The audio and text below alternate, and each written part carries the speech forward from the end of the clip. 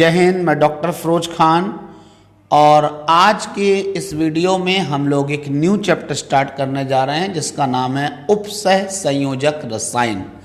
इसे हम लोग कोऑर्डिनेशन केमिस्ट्री भी बोलते हैं। तो आखिर उपसह संयोजक रसायन चैप्टर में सबसे पहला टॉपिक मैं आज स्टार्ट करने जा रहा हूं आपके लिए, और वो टॉपिक है द्विक लवण और संकर लवण क्या होते हैं। तो सबसे पहले मैं द्विक लवण के बारे में आपको बताऊंगा कि द्विक लवण क्या है, और दूसरी हेडिंग इसलिए मैं बताऊंगा आपको संकर लवण क्या होते हैं। तो द्विक लवण और संकर लवण क्या होते हैं। बेटा, दो सरल लवणों की क्रिया से बना हुआ वह यौगिक, मैंने बोला कि दो सरल लवणों की क्रिया से बना हुआ वह यौगिक जो ठोस अवस्था में तो स्थायी होता है, ठोस अवस्था में तो स्थायी होता है, लेकिन विलयन अवस्था में अस्थायी होता है। जो ठोस अवस्था में तो स्थायी होता है परंतु विलयन अवस्था में अस्थायी होता है, अर्थात वह उन्हीं आयनों में टूट जाता है जिनसे मिलकर वह बना होता है। विलयन अवस्था में वह यौगिक उन्हीं आयनों में टूट जाता है जिनसे मिलकर वह बना होता है, द्विक लवण कहलाता है। द्विक लवण का उदाहरण होता है जैसे कि फिटकरी। फिटकरी का सूत्र है K2SO4 डॉट Al2SO4 का होल थ्राइस डॉट 24H2O। ये फिटकरी का सूत्र है। आप देख सकते हैं इसमें दो लवण हैं। पहला लवण है K2SO4 और दूसरा लवण है Al2SO4 का होल थ्राइस। इसीलिए इसमें चूंकि दो दो लवण उपस्थित हैं इसलिए इसे द्विक लवण कहा जा रहा है। इसके अलावा इसका दूसरा उदाहरण होता है जैसे कि मोहर लवण। मोहर लवण का सूत्र क्या होता है FeSO4 डॉट NH4 का whole twice SO4 dot 6H2O। ये मोहर लवण का फॉर्मूला है। आपको याद रखना इसमें भी दो लवण है, एक लवण FeSO4 है, दूसरा लवण है NH4 का होल ट्वाइस SO4। तो ये भी द्विक लवण, दो दो लवण उपस्थित हैं इसलिए इसे बोल रहे हैं द्विक लवण। तो अगर कोई भी आपसे पूछेगा कि द्विक लवण क्या होते हैं, द्विक लवण को हम लोग इंग्लिश में डबल सॉल्ट भी बोलते हैं। तो मैंने बताया कि दो सरल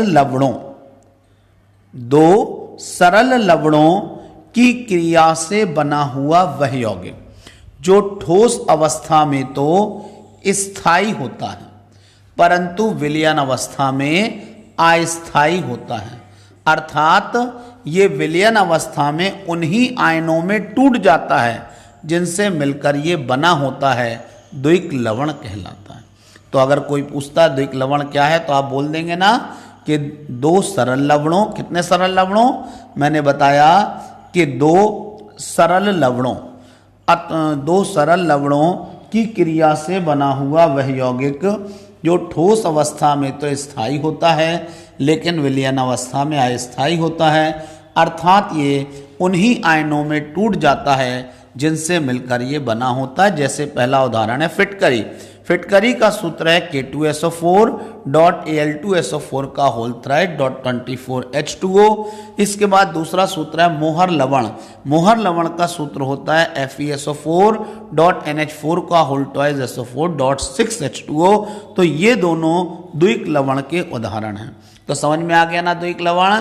लास्ट बार सुन लें कि दो सरल लवणों की क्रिया से बना हुआ वह यौगिक, दो सरल लवणों की क्रिया से बना हुआ वह यौगिक जो ठोस अवस्था में तो स्थायी होता है लेकिन विलयन अवस्था में अस्थायी होता है, अर्थात ये उन्हीं आयनों में टूट जाता है जिनसे मिलकर ये बना होता है। जैसे कि मैंने बताया कि यहां पर है फिटकरी और दूसरा है मोहर लवण।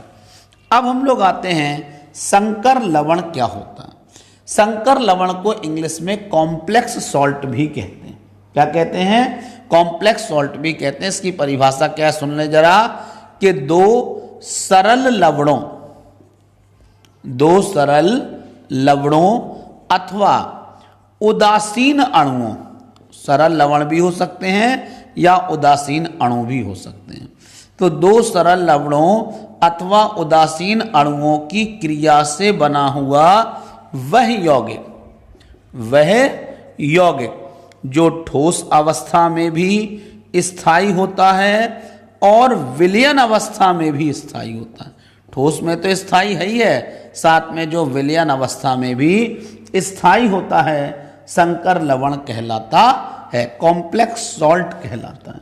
संकर लवण का उदाहरण है जैसे कि K4FeCN का होल 6, ये एक संकर लवण है। इसी प्रकार से दूसरा उदाहरण ले सकते हैं CuNH3 का होल 4 SO4, ये भी संकर लवण है। ऐसे बहुत सारे उदाहरण संकर लवण के आप देख सकते हैं। तो मैंने बताया कि दो सरल लवणों अथवा उदासीन अणुओं की क्रिया से बना हुआ वह यौगिक जो ठोस अवस्था में तो स्थायी होता जो ठोस अवस्था में भी स्थायी होता है और विलयन अवस्था में भी स्थायी होता है, दोनों में स्थायी है, ठोस में भी स्थायी है, विलयन में भी स्थायी है, संकर लवण कहलाता है। जैसे कि पोटेशियम फेरोसाइनाइड, जैसे कि टेट्राएमीन कॉपर सेकंड सल्फेट, ये संकर लवण के उदाहरण हैं। तो आपने देखा कभी कभी एग्जाम में ऐसा क्वेश्चन आता है कि द्विक लवण संकर लवण में अंतर बताओ, तो भी आप बता सकते हैं।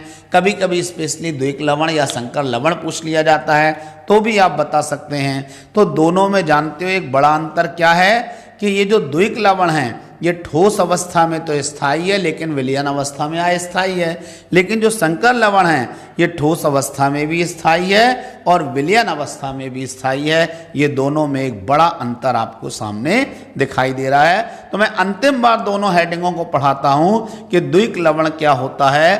तो दो सरल लवणों की क्रिया से बना हुआ वह यौगिक, दो सरल लवणों की क्रिया से बना हुआ वह यौगिक जो ठोस अवस्था में तो स्थायी होता है लेकिन विलयन अवस्था में अस्थायी होता है, अर्थात ये उन्हीं आयनों में टूट जाता है जिनसे मिलकर ये बना होता है, जैसे कि फिटकरी और दूसरा है मोहर लवण।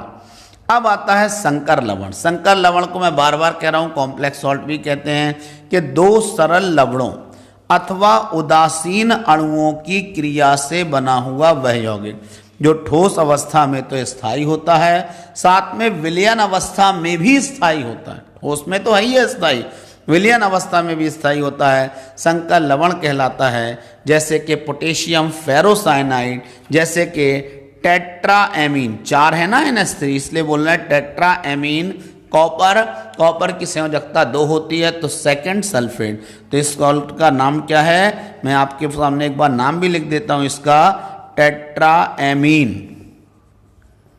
फिर कॉपर, फिर ब्रैकेट में सेकंड और फिर आ जाएगा सल्फेट।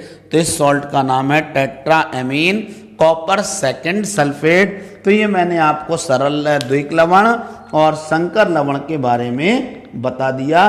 कोई प्रॉब्लम नहीं होगी आपको, बहुत आसानी से आपको ये समझ में आ जाएगा और एक बार में ही आपको ये याद हो जाएगा। ठीक है ना, ओके।